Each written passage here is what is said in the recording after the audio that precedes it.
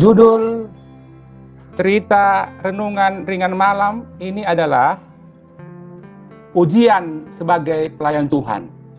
Jadi sebelum melaksanakan sebagai pelayan Tuhan, ada ujian-ujian yang dilakukan.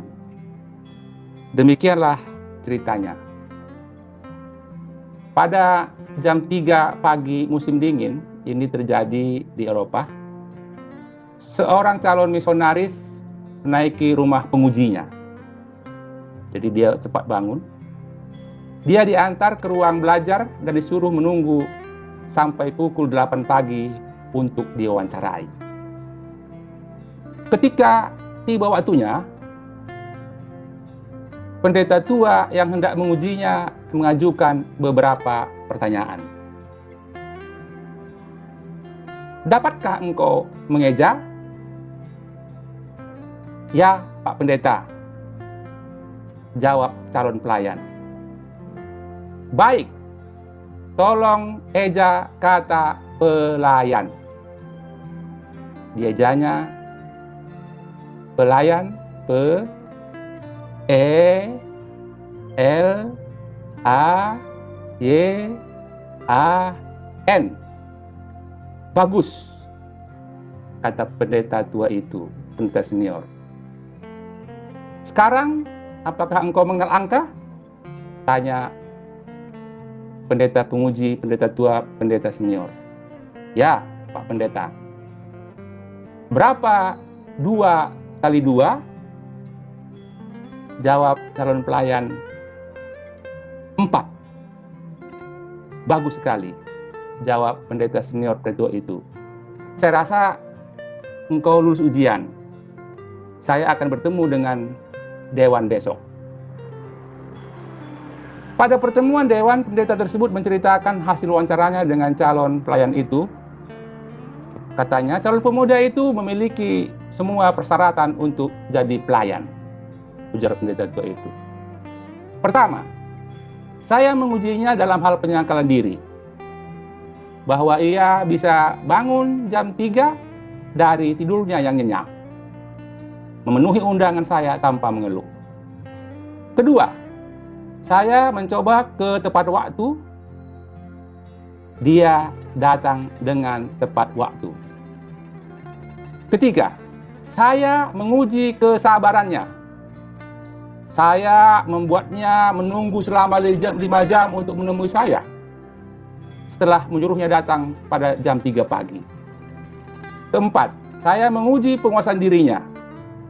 Ternyata ia tidak marah sama sekali. Dia bahkan tidak menanyakan alasan keterlambatan saya mengujinya. Kelima, saya menguji kerendahan hatinya. Saya menanyai pertanyaan yang dapat dijawab anak usia 5 tahun, dan dia tidak menunjukkan rasa marah sedikit pun. Jadi saya percaya bahwa calon pelayan itu memenuhi syarat untuk menjadi pelayan Tuhan.